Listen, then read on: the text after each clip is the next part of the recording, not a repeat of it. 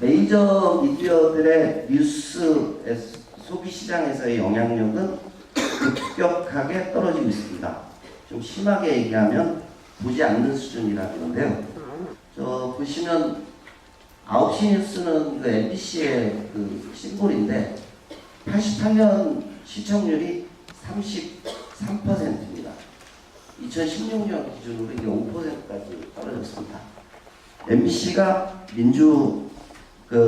새 정부 들어서 경영진이 다 바뀌고 그 변화를 한다고 했는데 시청률이 그러면 아버처럼 올라가야 되는데 올라가지 않습니다. 이미 MBC가 생산하는 뉴스에 대한 소비 시장이 달라져 있다는 얘기거든요. 똑같은 얘기가 이제 우리가 그런 얘기 많이 하거든요. 조중동. 조선일보 모르시는 분 계시나요? 요즘 대학생들 조선일보 모르는 분 있다고 하더라고요. 조선일보, 중앙일보, 동아일보 이 3개 매체를 그 조중동이라고 저는 표현합니다. 기자들 사이에서는 조중동이 이제 보수 매체의 여론을 형성하는 전통지라는 얘기인데 조선일보가 뭐 한때 200만 부 막 이렇게 찍었었는데 최근에는 100만 부 정도 찍는다고 얘기를 합니다. 근데 뭐 이건 추정입니다. 제가 믿어보기에는 과연 실제 뉴스 소비자한테까지 도달하는 신문은 몇 분나 될까? ABC 협회라고 해서 신문 발행 부스를 공인하는 기관이 있는데요. 거기서 인증을 하는 저도 저희 매체에 소속됐던 매체 인증하느라고 해보면 약간 소비자들이 체감하는 실제 그 배달되는 구독 부스와 발행 부스의 격차가 큽니다. 생각보다. 그리고 예를 들어 이제 그 뉴스를 보는 사람들 중에서도 저도 그렇게 보는데 저는 아침에 일간지 출간하는 10몇 개를 먼저 보거든요. 저는 종이신문을 보는 이유는 딱 하나입니다. 어떤 뉴스의 밸류를 두고 그 기사를 편집하는지 편집 방향을 보기 위해서 보기 때문에 사실 관심 있는 거 아니면 세세한 기사까지는 아니고 헤드라인, 서브라인 정도까지만 쫙 읽어보는데 하여튼 조선일보 독자 중에 그거 그렇게까지 가는 사람이 뭐 10분의 1? 그렇다면 실제로 마지막에 그 기사를 다 읽은 사람이 몇 명이나 될까?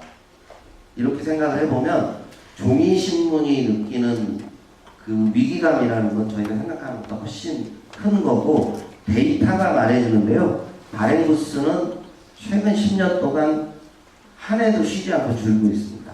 이제 그러다 보니까 이제 그 뉴스 소비의 주축이 플랫폼 사업자들에게 넘어갔는데 여러분들 잘 아시는 그게 네이버와 다음 카카오입니다. 최근에 이제 그 뉴스 아웃링크 드루킹 사건 이후에 지금 국회 법안 올라가 있는 게 있죠. 뭐냐면 뉴스를 인링크에서 아웃링크로 바꿔달라는 법안을 일부 보수당 중심으로 해서 지금 발의가 되어 있는 상태입니다. 인링크와 아웃링크를 구분하는 법만 오늘 들으셔도 오늘 강의 들으시면 본전을 뽑으시는 것 같은데요. 인링크는 플랫폼 사업자의 DB에 들어가서 플랫폼 사업자가 가지고 있는 콘텐츠를 보는 거거든요. 아웃링크는 뭐냐면 그 뉴스를 직접 생산한 매체의 홈페이지에 들어가서 기사를 본 겁니다. 그래서 플랫폼 사업자 네이버의 안쪽에 들어있는 콘텐츠냐 바깥에 있는 콘텐츠냐 해서 인링크, 아웃링크라는 표현을 쓰는 거거든요. 그런 문제들이 나온 이유 자체가 트래픽을 기반으로 이제 얼마나 많은 뉴스를 많은 사람이 받느냐가 중요한데 언론사 홈페이지에 들어가서 소비하는 소비량은 뭐 전체 트래픽의 대략 많은 데가 한 10% 정도. 그러니까 예를 들어 오늘 페이지뷰라고 하는데 PV가 이제 예를 들어 저희 명치가 100만이다. 그랬으면 우리 홈페이지의 URL을 찾아서 검색해서 뭐 시사저널 이코노미 치고 들어와서 보는 사람의 비율은 10% 정도밖에 안 되고 자연스럽게 아웃룩된 기사를 보고 들어오거나 검색을 타고 들어오는 게 한 90% 정도 되거든요. 그러다 보니까 조중동에서는 네이버에서 편집하는 뉴스를 그 뉴스를 클릭했을 때 네이버에 있지 말고 그걸 조선일보 홈페이지로 이동하게 해달라 이렇게 주장을 하는 거거든요. 근데 그만큼 이제 그 독자들이 어떻게 뉴스를 보느냐 이 부분이 중요한 이슈가 되고 있는 시절이 됐다는 얘기입니다. 북한 매체들이 조금 전성시대를 누리고 있다고 제가 그렇게 표현하고 싶은데요. 이 앞에 말씀드렸던 조선중앙공화, 한경, 매경 이런 데들은 이 최근에 이렇게 커지고 있는 디지털 미디어가 대부분 기존 그 종이신문 편집국의 그 예하 조직으로 되어 있습니다.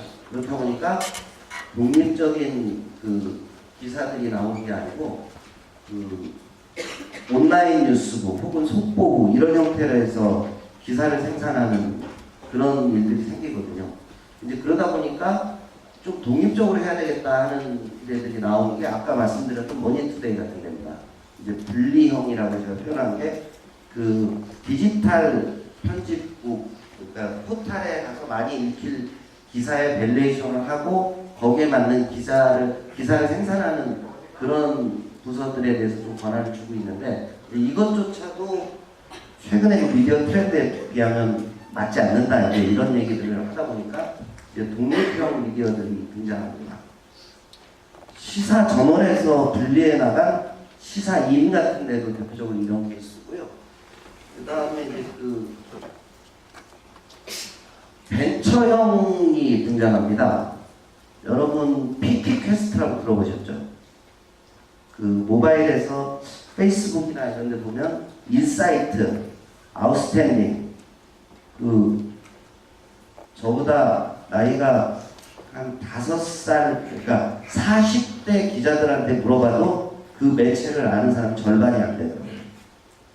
근데 그 회사들이 지금 만들어진 이제 2003년 이후에 모바일 전문 미디어가 등장을 했는데 그건 이따가 얘기할 기회가 있을 것 같은데 그거는 이제 그 벤처형 그 미디어까지 등장을 하거든요. 근데 이제 이런 매체들이 기존에는 다 굉장히 먹고 살기 어렵다 혹은 그 너무 콘텐츠의 질이 낮다 이런 얘기를 했었는데 이제 그 제가 이제 주로 만나는 사람들 중에 중요한 축이 네이버에서 뉴스를 담당하는 사람들, 그 다음에 카카오에서 뉴스 담당, 그리고 페이스북이나 구글에서 뉴스 담당하는 친구들하고 얘기를 하다 보면 그런 데들이 스스로 이제 퀄러티 콘텐츠를 만들어야 살아남는 거 아니냐 이런 얘기들을 하고 있다고 합니다.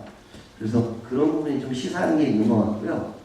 이명박 박근혜 정부를 거치면서 보수 매체들이 사실 굉장히 득세를 했습니다.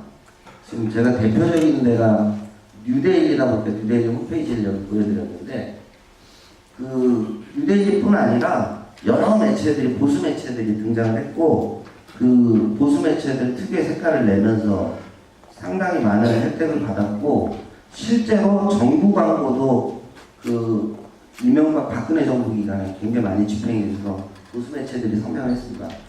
그때 어려운 시절을 보낸 요 매체들이 오마이뉴스 같은 데는 좀 어렵게 지냈죠. 오마이뉴스는 노무현 정부 때 만들어져서 오마이뉴스가 굉장히 선견력 있는 미디어 시스템 만들었다는 게 이제 제가 이제 앞으로 미디어의 방향에 대해서 설명할 때 말씀드리겠지만 시민 기자라는 걸 만들었습니다.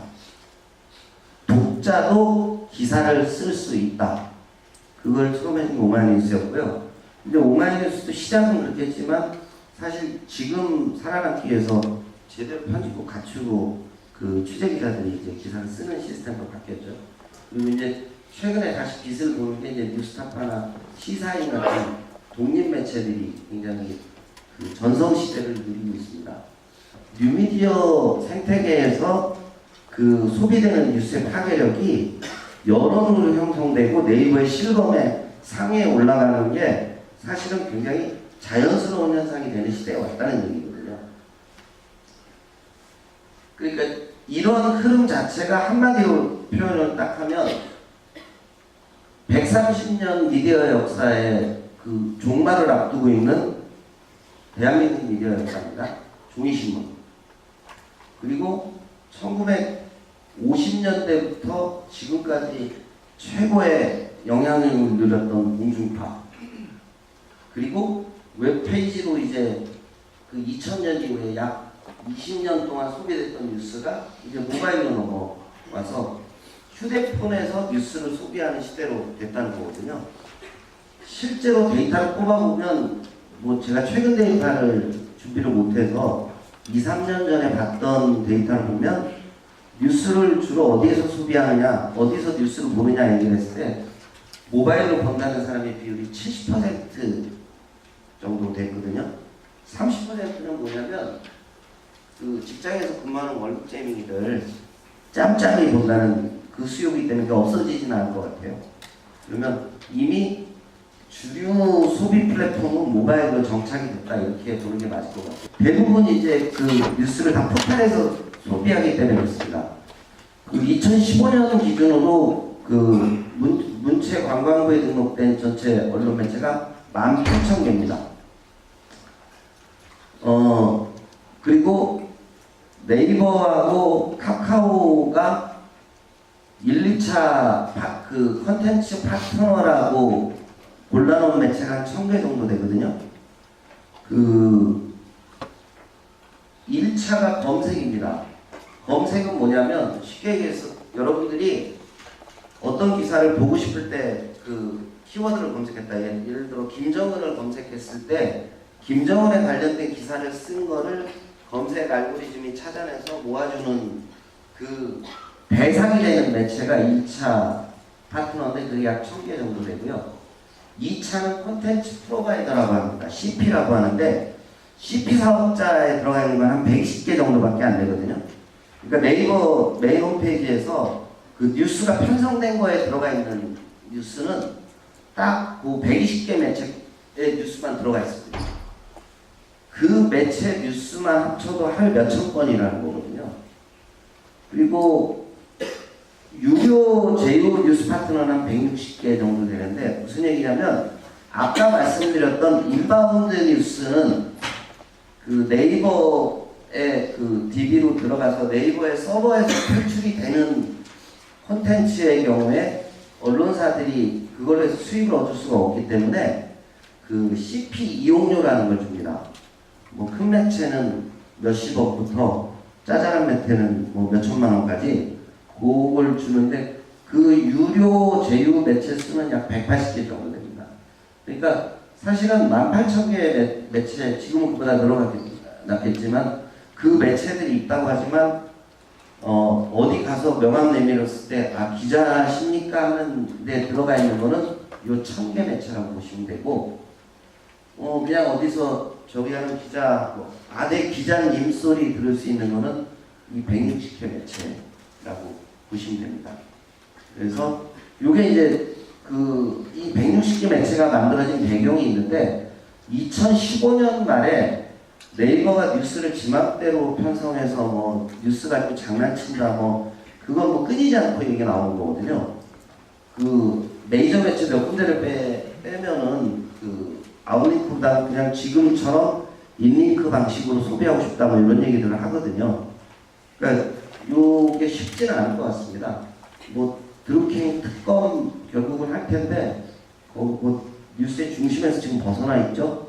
남북 문제가 뭐 워낙 핵폭탄급 이슈가 되다 보니까 어찌됐든 미디어 사업자들이 굉장히 변화를 강요받는 시대에 들어섰다. 변화하지 않으면 살아남지 못한다. 뭐 이런 얘기입니다.